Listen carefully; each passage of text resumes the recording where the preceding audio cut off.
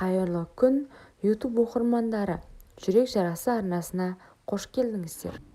Тар болғаны сонша кіргенде бөлмені басына көтердім. Менің атым Әйгерім, 24-тегі келіншектің бірімін. Қалада оқып, дипломмен ауылға бағдарламасымен жұмысқа кіріп, ауылға келін болып түстім. Күйеуім Ербол, ауылдың бай баласы, тракторшы, күшті, сөзі аз жігіт. Некеміз ата-ана сөзімен болды. Бір-бірімізді ұнаттық. Алғашқы түнде бәрі жақсы сияқты еді. Ол нәзік болды. Мен ұялшақ едім. Бірақ бірінші түннен кейін бір апта өтті. Күйеуім жұмыста шаршап келеді. Мен үй тірлігімен айналысамын. Қайын-енемнің көзі қатал, бірақ жақсылық тілейді.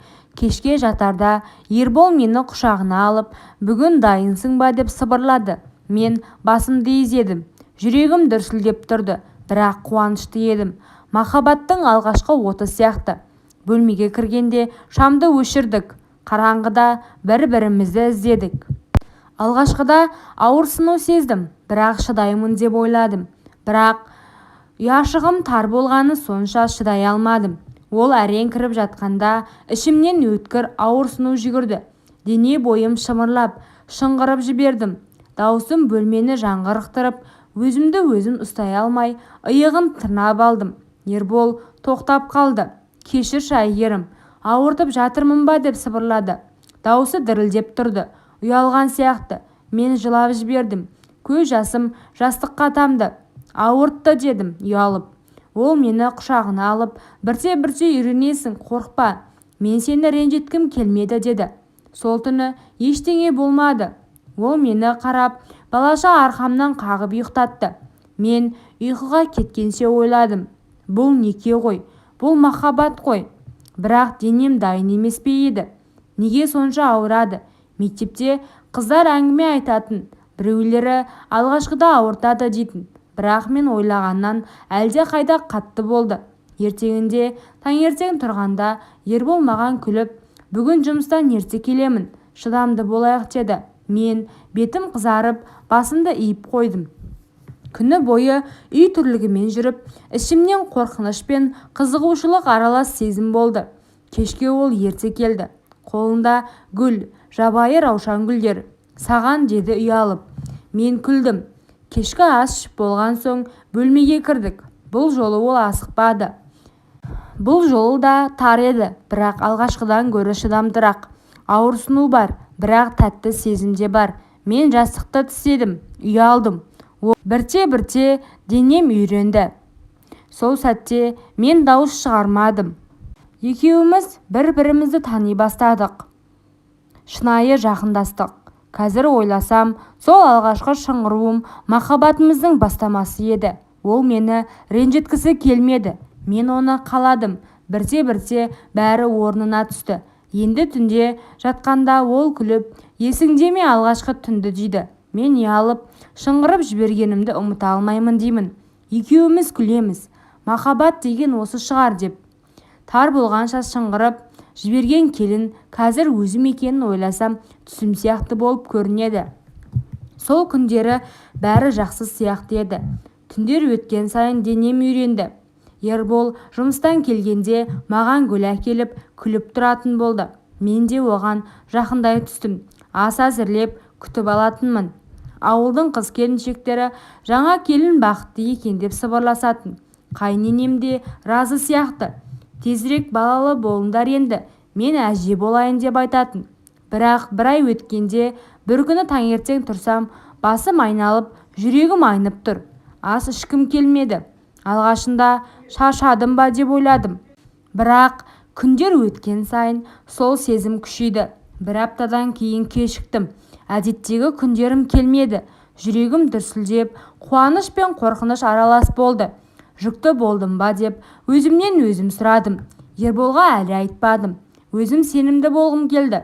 Ауылдағы фельдшерге бардым. Ол қарап шығып, құттықтаймын Әйгерім, 2 айлық жүкті екенсің деді. Көзімде жас тұрды. Қуандым. Бірақ қорқыныш та бар еді. Жаспын ғой, тәжірибем жоқ. Кешке Ерболға айттым. Ол алғашында үндемей қалды. Содан кейін мені құшағына алып, рас па, шынымен бе деп қайталай берді. Көзі жасаурап күліп тұрды. Енді саған тиіспеймін, зиян тиеді деді. Мен күлдім. Дәрігер рұқсат етсе болады ғой дедім ұялып. Бірақ жүктілік оңай болған жоқ. Алғашқы айларда үнемі жүрегім айнитын, тамақ ішпейтінмін. Ербол алаңдап қалаға апарып тексертіп тұрды. Дәрігерлер қалыпты, шыдайсың деді. Қайненем күніне шөп шай әзірлеп ішкізетін. Бұрынғылар осылай шыдаған дейтін. 4-ші айда бір күні қатты ауырды ішім. Түнде оянып шыдай алмай жыладым. Ербол орнынан тұрып машинаны қосып қаладағы ауруханаға алып кетті. Жолда мен қорқып, балаға бірдеңе болды ма деп сұрадым. Ол қолымды қысып, ештеңе болмайды, шыда деді. Бірақ даусы дірілдеп тұрды. Ауруханада УЗИ жасады. Дәрігер, қыз бала, бәрі жақсы. Біраз уақыт демалу керек деді. Ерболдың беті қуарып кетті. Үйге келгенде ол мені жатқызып қойды. Өзі қасымнан шықпады. Жұмысына да бармай қойды бір апта. Сол күннен кейін бәрі өзгерді. Ербол бұрынғыдай нәзік емес, қатты қорқатын болды. Түнде мені құшақтағысы келсе де зиян ба деп сұрайтын. Мен кел десем де ол қорыққаннан әрең тиісетін. Бірте-бірте арамызда салқындық пайда болды. Мен жүктіліктен шаршап, ол қорқыныштан алыстай берді. 6-шы айда тағы бір оқиға болды. Ауылда той болды. Енемнің туысының үйлену тойы. Бару керек еді. Бас тартсақ ұят болады. Мен ішім үлкен, бірақ бардық. Тойда қыз келіншектер құшақтап жатты. Бірақ кешке қарай шаршап, басым айналып кетті. Үйге қайтпақ болып тұрғанда бір кезде ішім қатты тартып ауырсыну басталды. Ербол мені ұстап үлгермей еденге отырып қалдым. Айналамдағылар шулап, біреу су әкелді, біреу жедел жәрдем шақырды. Мен қорқып, Ерболдың қолын қысып, балама бірдеңе болмасын деп жыладым. Ол бетімді сипап, шыда, қазір ауруханаға жетеміз деді. Жедел жәрдем келгенше мен есімді білмей жаттым. Ауруханада ота жасады. Мерзімінен ерте туылды қызымыз. 2 келі 300 грамм ғана. Реанимацияда жатты бір апта. Ербол түнде ұйықтамай ауруханада қасында болды. Мен жылап отырдым. Кінәлі өзім сияқты болып, тойға бармау керек пе еді. Бірақ Аллаға шүкір, қызымыз аман қалды. Атын Аружан қойдық. Кішкентай, нәзік, бірақ күшті еді. Үйге шыққан кезде Ербол мені және қызды көтеріп машинаға салды. Қайненеміз жылап тұрды. Қуаныштан да, қорқыныштан да. Содан кейінгі күндер қиын болды. Аружан түнде жиі оянып жылайтын. Мен түнімен қарап, тербетіп шаршайтынмын. Ербол жұмыста болса да, кешке келгенде үй тірлігіне көмектесетін. Бірақ түнде ол маған тиіспейтін болды. Әлі ерте, денсаулығыңа зиян дейтін. Мен іштей ренжитінмін. Әйелмін ғой, сүйіктімін ғой. Бір күні шыдай алмай айттым. Ербол, сен мені әйел ретінде қашан көресің? Балалы болдық деп махаббатымыз өлді ме? Ол үндемей қалды. Содан кейін қорқамын әйгерім. Саған балаға бірдеңе болса ше деді. Көзіне жас алды. Мен оны құшақтап, бәрі жақсы болады. Біз біргеміз ғой дедім. Сол түні бірнеше рет жақындастық. Аружан ұйықтап жатқанда екеуміз бір-бірімізді қайта тапқандай болдық. Қазір Аружанға 1,5 жас болды. Жүгіріп, күліп ойнайды. Ербол оны иығына отырғызып, аулада ойнатады. Мен қарап тұрып күлемін. Ал түнде бәрі бұрынғыдай болды. Оттай ыстық, махаббат толы. Өмір деген осы шығар.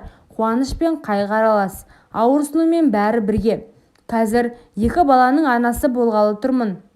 Тағы жүктімін. Бұл жолы ол деп айтты дәрігер. Ербол қуанып, енді сақ боламыз дейді. Бірақ мен қорықпаймын. Өйткені біз біргеміз. Шынайы махаббат осылай сыналып күшейеді екен.